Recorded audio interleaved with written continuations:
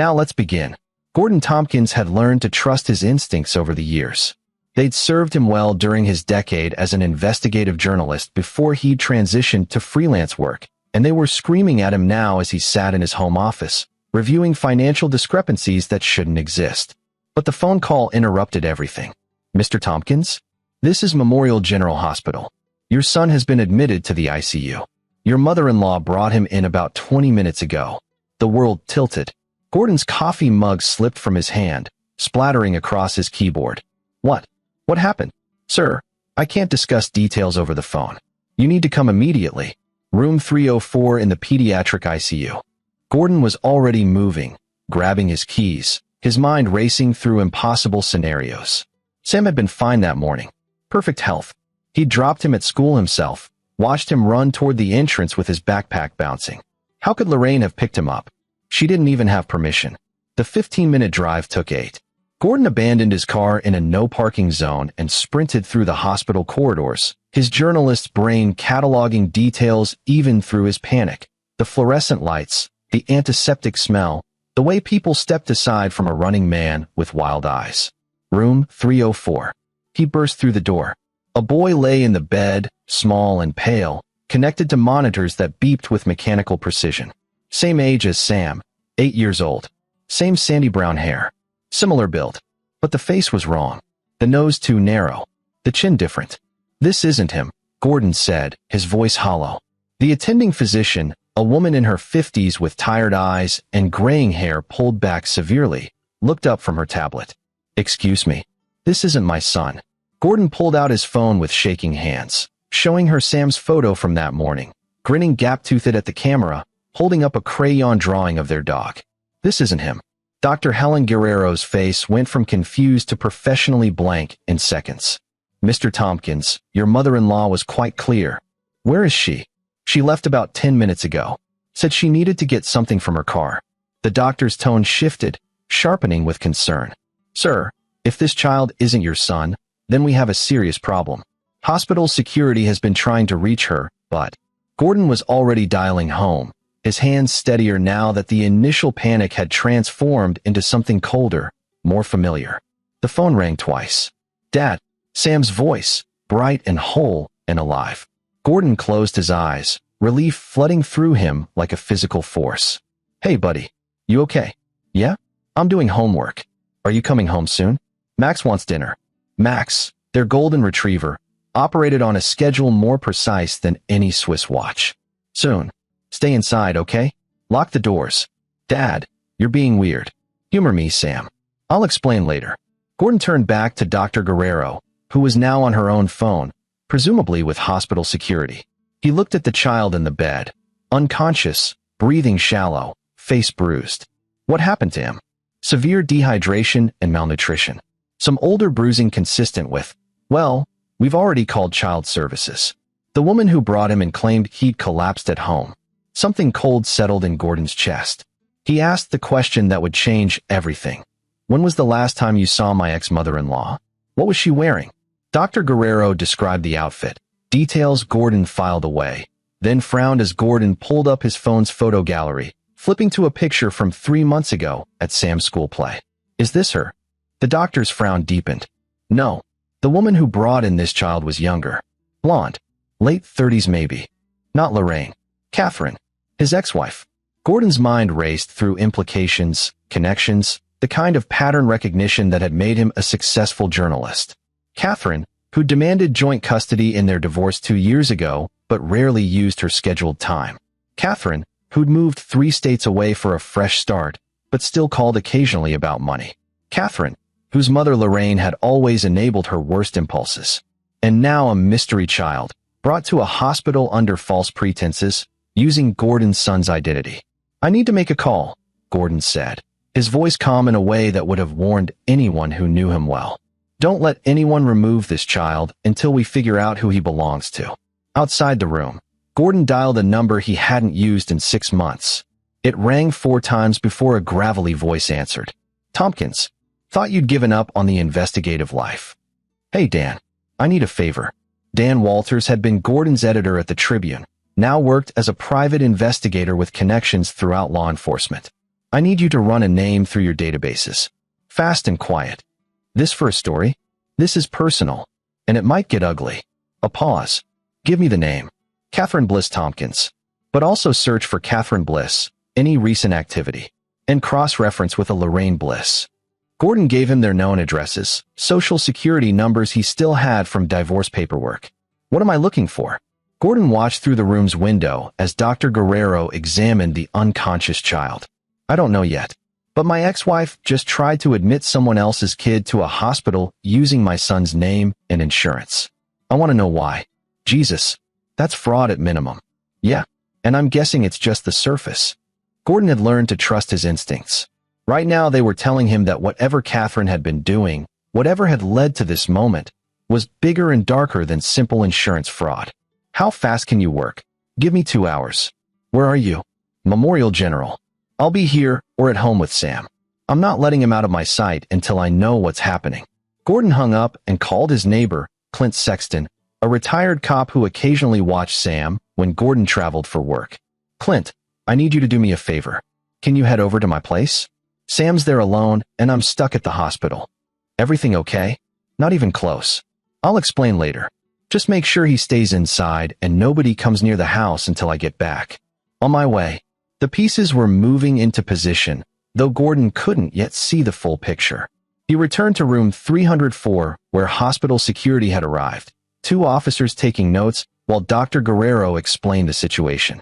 Gordon provided what details he could, careful and precise, his journalist training keeping his statement factual and clean. We've reviewed the security footage, one officer said, a young man named Rodriguez with sharp eyes. The woman who brought the child and wore a hat and sunglasses kept her face angled away from cameras. Professional-grade awareness. She signed in as Lorraine Bliss, but the signature doesn't match what we have on file from previous visits. So Catherine had impersonated her own mother. Why? Gordon's phone buzzed. A text from an unknown number. We need to talk. Coffee shop on Morrison, 1 hour. Come alone. L. Lorraine. Gordon showed the message to Officer Rodriguez. That's my actual ex-mother-in-law. She wants to meet. Could be a trap. Probably is. Gordon smiled without humor. But she's going to tell me what I need to know, one way or another. The coffee shop was one of those aggressively hipster establishments with exposed brick and baristas who took their craft too seriously. Gordon arrived 15 minutes early, chose a table with clear sight lines to both exits, and ordered black coffee he didn't drink. Old habits. Lorraine Bliss appeared exactly on time, and Gordon felt a small shock at her appearance.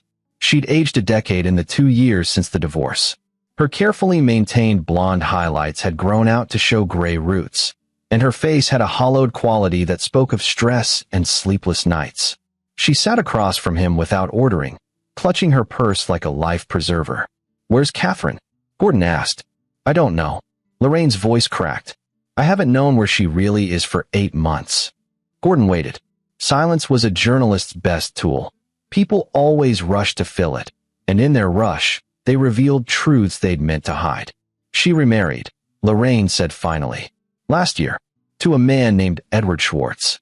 He seemed nice at first. Stable job, good income. But then, she twisted her purse strap. Gordon, I think she's in trouble. Real trouble. Whose child is in that hospital bed, Lorraine? Her stepson, Edward's boy from his first marriage. His name is Ryan. Tears streaked Lorraine's carefully applied makeup. Edward got custody because the mother was deemed unfit. Drug problems. But Catherine, she wasn't ready to be a stepmother. She never wanted more children after Sam. Gordon's hands tightened on his coffee cup. Why did she bring him to the hospital using Sam's information? Because Edward has no insurance. He lost his job 3 months ago. Catherine called me, frantic. Ryan was sick, getting sicker. She didn't know what to do. She knew you still had Sam on your policy, and she thought, Lorraine's voice dropped to a whisper. She thought she could get Ryan treated using Sam's identity. Just this once. To save him. That's insurance fraud, identity theft, and child endangerment. I know. I told her it was insane. But she was desperate, and Edward was worse. He convinced her it would work, that nobody would check, that it was the only way. Lorraine reached across the table, her hand trembling. Gordon, please. I know what she did was wrong, but she's still Sam's mother. If this comes out, if she's arrested. Gordon pulled his hand away. Where are they now? I don't know. I swear. After she left the hospital, she called me from a burner phone. Said she was sorry, said she'd fix it, said she needed to disappear for a while until things calmed down. Things aren't going to calm down, Lorraine. There's a sick child in that hospital who's been neglected and possibly abused. Child Services is involved. The police are looking for Catherine, and you're now an accessory to everything she's done. Lorraine's face crumpled. What should I do? Gordon stood, leaving his untouched coffee. You should get a lawyer. A good one. And you should tell them everything. Where Catherine might go, who Edward really is, what they've been doing. Because here's what's going to happen. I'm going to find out the truth. All of it. And when I do, everyone involved in this is going to face exactly what they deserve. Gordon, please. Did you know Catherine was planning this? Did you help her get Sam's insurance information? The silence that followed told Gordon everything. He left Lorraine sitting alone in the coffee shop, her tears falling onto the reclaimed wood table, and walked out into the afternoon sun with his phone already to his ear. Dan, I need everything on an Edward Schwartz, married to Catherine Bliss within the last year. Employment history, criminal record, financial status, previous marriages, custody battles, everything. And I need it yesterday. Got something already on Catherine, Dan said. You're not going to like it. Tell me. She filed for bankruptcy 8 months ago, then withdrew the filing. Around the same time, she started making regular deposits to her account. 500 here, 1,000 there. Cash deposits. Untraceable. Gordon's investigative instincts crystallized around a new theory. What kind of bankruptcy was she filing? Chapter 7. Complete liquidation. She claimed zero assets and debt exceeding $200,000. Where did that debt come from? That's the interesting part. About 60% was from medical bills. But not for her or Sam. The billing codes don't match any procedures or treatments she'd need. They're pediatric oncology codes. The pieces clicked into place with sickening clarity. Gordon stopped walking, standing frozen on the sidewalk as pedestrians flowed around him. Ryan, he said. Edward's son. He's not just sick. He has cancer. That'd be my guess. And if Edward had no insurance when the kid got diagnosed, those bills would have piled up fast. Pediatric oncology can run into the hundreds of thousands. Gordon's mind raced through scenarios. Catherine marries Edward, inherits his son's medical debt through marriage. Files for bankruptcy but withdraws when she realizes it won't help. Medical debt isn't easily discharged, and it wouldn't stop the treatment from being needed. So she starts making cash deposits, probably from Edward working under the table somewhere. But it's not enough. It's never enough. So she looks for another solution. And she thinks of Sam, of the insurance policy Gordon maintains on him, of the identity that could be borrowed, just once, to save a dying child. Except Ryan doesn't just need one treatment. He needs ongoing care, chemotherapy, radiation, hospital stays, hundreds of thousands of dollars worth of care. And Catherine doesn't have it. Neither does Edward. So what do? Dan, Gordon said slowly, I need you to check something else. See if there have been any other hospital admissions for a child matching Sam's description in the last 6 months. Different hospitals, different cities, but all using his information. You think she's been doing this for a while? I think she's been desperate for a while. And desperate people make patterns. Gordon started walking again, his pace faster now, purposeful. I also need you to find Edward Schwartz. Current location, known associates, anything that might tell me where they're hiding. On it. Gordon, what are you planning? I'm planning to protect my son and make sure these people face justice. That's not an answer. Gordon smiled grimly. It's the only one I've got right now. Call me when you have something. He hung up and checked his watch. For hours since the hospital called. For hours since his world had tilted into this nightmare. He needed to get home to Sam. Needed to make sure his son was safe. But first, he needed to make one more stop. Memorial General's administrative offices were located on the 3rd floor, accessed through a maze of corridors designed to discourage casual visitors. Gordon navigated them with the confidence of someone who belonged there, a trick he'd learned early in his journalism career. Act like you're supposed to be somewhere, and most people won't question it. The billing department was staffed by 3 women hunched over computers, the fluorescent lights casting their faces in harsh relief. Gordon approached the youngest, a woman in her 20s with kind eyes named Jamie Dale, according to her nameplate. Hi, I'm Gordon Tompkins. My son was admitted earlier today. Well, someone was admitted using his information. I need to see the billing records. Jamie's expression shifted from polite to guarded. Sir, I need authorization from. I'm not asking to change anything. I just need to see what's been charged to his account. It's my insurance. I have a right to know. She hesitated, then pulled up a screen. Just this one admission? Earlier today. No. I need to see all admissions under Samuel Tompkins for the last year. Jamie's fingers flew across the keyboard. Her eyes widened. Sir, there are 17 separate admissions here. Different hospitals across 3 states. All within the last 8 months. 17. Gordon felt fury crystallize in his chest, cold and sharp as diamond. Can you print that for me? This is highly irregular. Gordon leaned forward, his voice low and intense. Someone has been using my 8-year-old son's identity to commit insurance fraud. That child in room 304 isn't the first. He's just the first time they got caught. I need this information to give to the police and to press charges. Are you going to help me protect my son, or are you going to make me get a court order? Jamie printed the records. Gordon left the hospital with 17 pages documenting Catherine and Edward's systematic fraud. Chemotherapy treatments, radiation sessions, hospital admissions, emergency room visits, all charged to Sam's insurance, all using his identity, all adding up to a staggering total that would have triggered automatic fraud investigation if the treatments hadn't been spread across multiple hospitals in multiple states. They'd been smart about it. Careful. Using Sam's real information, but different hospitals, keeping the individual claims under investigation thresholds, spacing them out enough that no single institution would flag the pattern. But they'd gotten desperate. Ryan's condition must have worsened. They needed immediate treatment at a real hospital with a real ICU. So Catherine had taken the risk, brought him to Gordon's local hospital, and the whole scheme had unraveled. Gordon sat in his car, staring at the papers that documented his ex-wife's betrayal. Part of him understood. A sick child, crushing medical debt, desperation born of watching someone you love suffer. But understanding wasn't forgiveness. Not when it involved using Sam, risking his future insurability, his medical records, his identity. His phone rang. Dan. Found Edward Schwartz. And Gordon, you're going to want to sit down for this. I'm already sitting. Edward's a con man. Has been for 20 years. Real name is Edward Sterling. He's got priors in 3 states, fraud, forgery, identity theft. Did time in Florida for running a social security scam targeting elderly widows. Got out 18 months ago. The world crystallized around a new, darker truth. He targeted Catherine. Looks like it. She was vulnerable after the divorce, probably lonely, definitely had access to resources through you. Alimony, child support, Sam's insurance. Edward would have seen her as a perfect mark. Does he even have a son? Oh, Ryan exists. He's Edward's nephew, not his son. The mother, Edward's sister, lost custody due to drug addiction like Lorraine said. But Edward never got legal custody. He took the kid anyway, probably saw an opportunity. Sick child equals sympathy, equals access to benefits and money. Gordon's hands tightened on the steering wheel.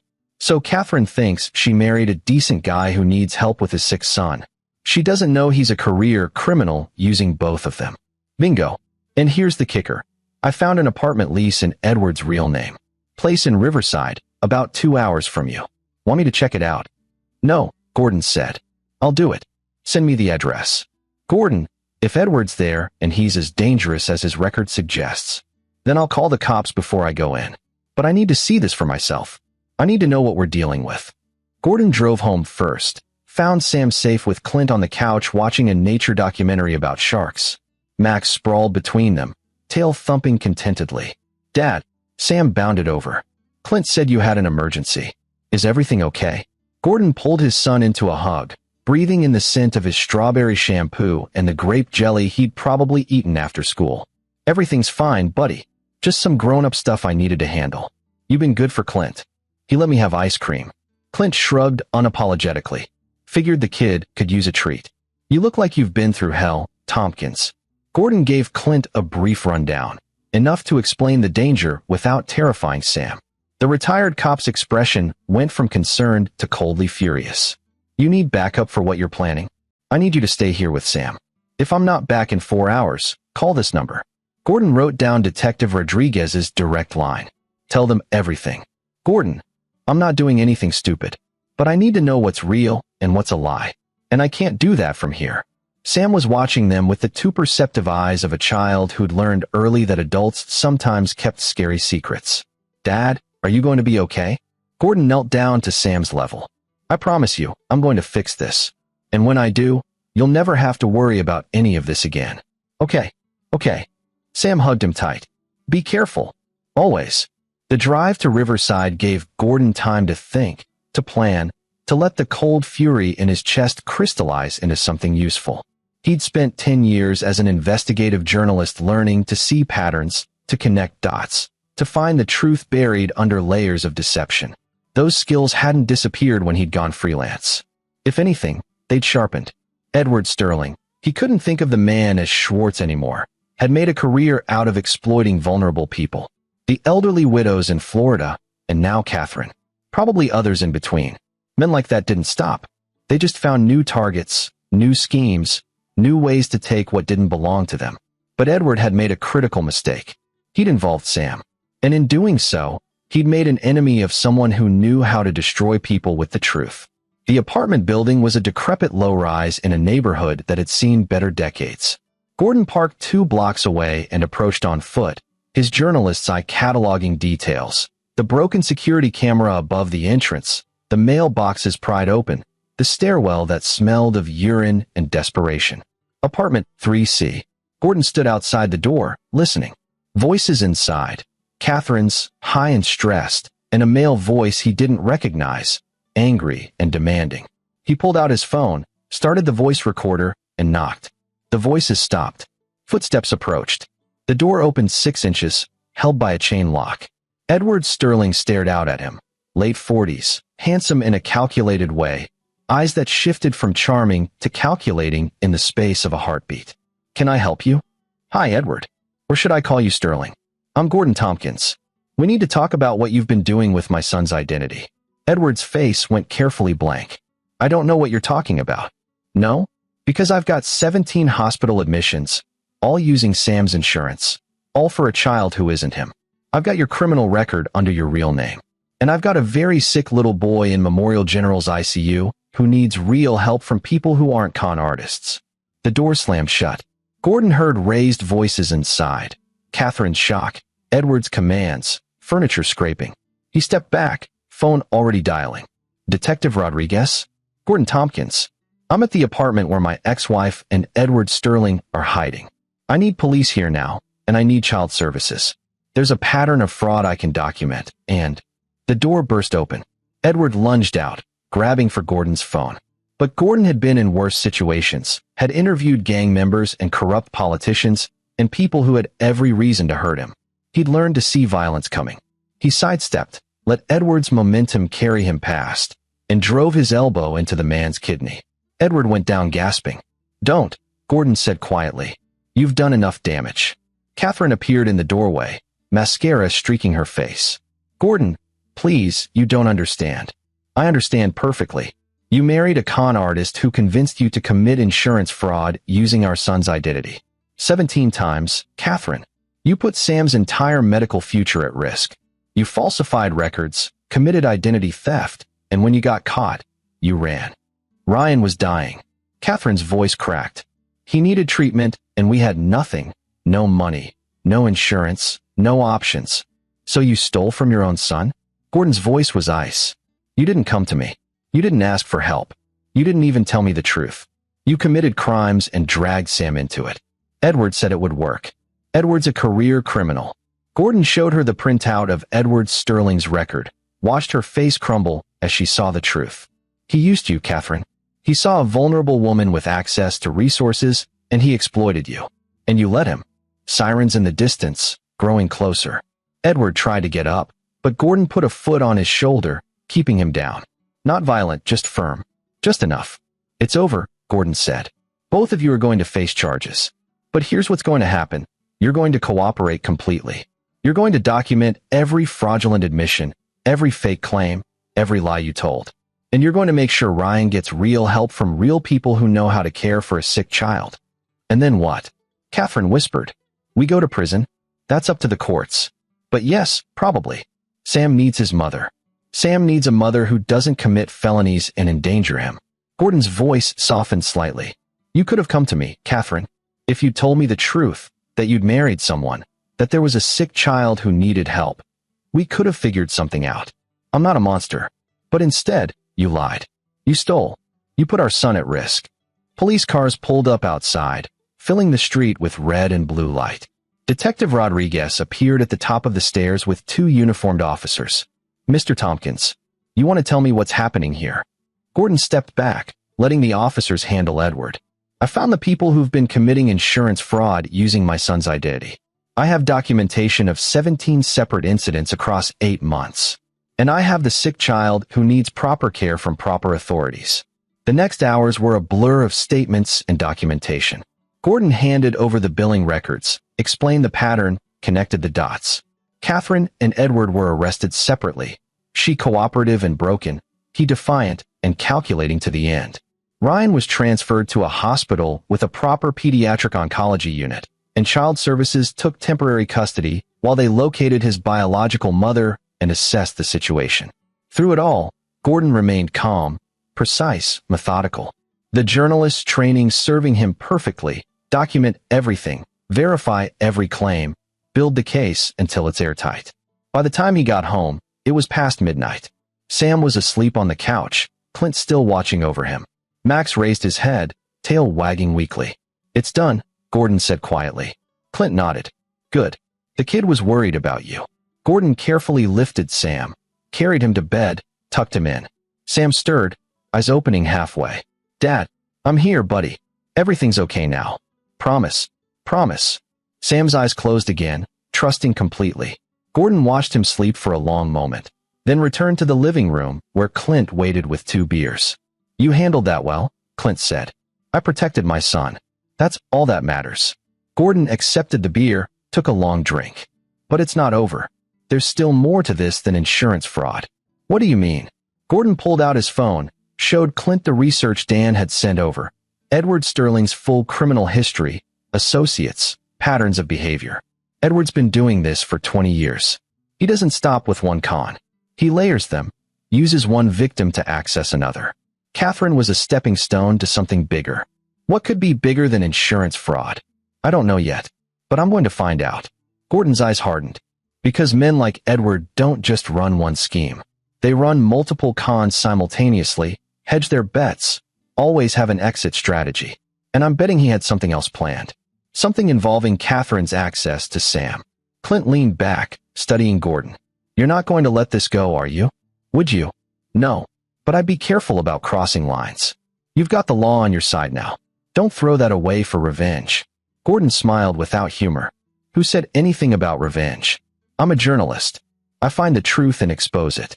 If that truth happens to destroy Edward Sterling completely, well, that's just good reporting. Over the next 3 days, Gordon dug deeper. Dan's investigation had uncovered layers of Edward's operations, shell companies, fake identities, a network of accomplices. But it was Gordon's own digging that uncovered the real bombshell. Edward had been planning to kidnap Sam. The evidence was buried in deleted emails recovered from Catherine's laptop, which police had seized as evidence and which Gordon had legal access to review. Fragments of conversations where Edward suggested Sam should spend more time with them, where he researched custody laws, where he inquired about international travel requirements for children. But the clincher was a partially completed passport application in Sam's name, with a photo that wasn't Sam, but a child who looked similar enough to pass casual inspection. The plan had been to take Sam on a vacation that would become permanent, moving to a country without extradition treaties, using Sam's identity and Gordon's financial resources to fund their escape. Catherine's responses in the email showed she'd resisted at first, then wavered, then been slowly convinced that Gordon was dangerous, that Sam would be better off away from him. Classic manipulation, isolating the victim from support systems, rewriting reality until the target couldn't distinguish truth from lies. Gordon sat in his office, reading these emails, feeling cold rage settle into his bones. Edward had been grooming Catherine to help kidnap Sam. The insurance fraud was just step 1, establishing medical records in multiple states that would make tracking them harder, creating a paper trail of legitimate reasons for Sam to be elsewhere. If the hospital mix-up hadn't exposed them, they would have kept going. And eventually, they would have taken his son. Gordon made copies of everything, organized it into a devastating chronological narrative, and sent it to Detective Rodriguez with a note. This is what they were really planning. The charges against Edward and Catherine expanded. Conspiracy to kidnap, child endangerment, wire fraud. The weight of evidence was overwhelming, and Catherine, realizing the full scope of Edward's manipulation, turned state's witness. Her testimony was damning. Edward had targeted her specifically, researched her background, known about Sam and Gordon's success as a journalist. He'd seen a vulnerable woman with access to a child and resources and built an elaborate con to exploit both. The trial took place 4 months later. Gordon sat in the courtroom every day, Sam safe at home with Clint, and watched as his ex-wife testified about the man she'd thought she loved, the lies she'd believed, the crimes she'd committed. Edward's defense tried to paint him as a desperate father figure trying to save a sick child. But Gordon's documentation, Catherine's testimony, and the recovered evidence of the kidnapping plot made that narrative impossible to sustain. The jury deliberated for 3 hours. Guilty on all counts. Edward Sterling was sentenced to 15 years in federal prison. Catherine, cooperating fully and showing genuine remorse, received 3 years with possibility of parole. She would lose custody of Sam permanently. Lorraine, who'd been charged as an accessory for providing Sam's insurance information, received probation and community service. She sold her house to help pay restitution. Ryan, the child at the center of the tragedy, was placed with his biological mother after she completed rehab. A cancer charity Gordon anonymously contacted covered his treatment costs. Last Gordon heard, the boy was responding well to proper medical care. But Gordon wasn't finished. He'd spent 4 months investigating Edward's network, connecting dots, finding other victims. The pattern was always the same. Find vulnerable people, exploit their situations, layer crimes until the victims were complicit and couldn't escape without implicating themselves. Gordon wrote a series of investigative articles documenting the whole operation. Names, dates, methods, evidence. He published them through his old newspaper connections, and they went viral. Other victims came forward. More charges were filed. Edward's sentence was extended to 25 years as the full scope of his crimes became clear. But the final piece of Gordon's plan was more personal. He sued Catherine and Edward for damages, emotional distress, identity theft, fraud. The lawsuit wasn't about money. It was about creating a public record of what they'd done, forcing every detail into the light where it couldn't be hidden or minimized. The judgment awarded Gordon full custody of Sam, which he already had, restitution for legal fees and therapy costs, and a permanent restraining order keeping both Edward and Catherine away from Sam until he turned 18. More importantly, Gordon ensured that every news outlet covering the trial had access to the full story, not just the crimes, but the manipulation, the exploitation, the systematic targeting of vulnerable people. Edward Sterling's face became synonymous with the worst kind of predatory con artist. 1 year after the hospital called about a child who wasn't his son, Gordon sat in his home office while Sam did homework at the kitchen table. Max dozed at Sam's feet. The house was quiet, peaceful, safe. Dan called to check in, as he did weekly. Saw your latest article got picked up by the national papers. Another victim came forward from the Florida case. Good, Gordon said. Every piece of evidence makes the case stronger. Make sure Edward never gets out early on good behavior. You've done more than enough, Gordon. You could let this go now. I will. Eventually. Gordon looked at a photo on his desk. Him and Sam at the park, both grinning at the camera, Max's tail visible at the edge of the frame. But every victim who comes forward, every crime that gets documented, every day Edward spends in prison, that's one less person he can hurt. One less family he can destroy. You're a good man, Tompkins. I'm a father who protected his son.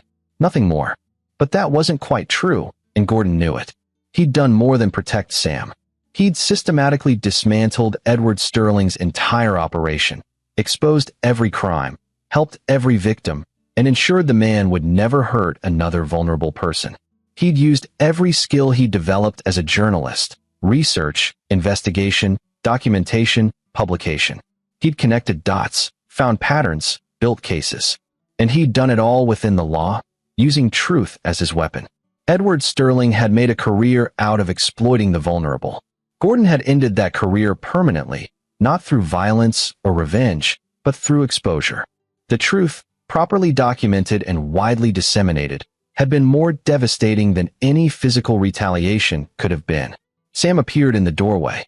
"Dad, I'm stuck on this math problem." Gordon smiled, closing his laptop. "Let's take a look." They bent over the homework together, Gordon explaining the concept, while Sam's face screwed up in concentration. Max wandered over, resting his head on Gordon's knee. This was what mattered. Not the trial or the articles or Edward's prison sentence. Just this, a safe home, a healthy son, a quiet evening. The simple things Edward had tried to destroy.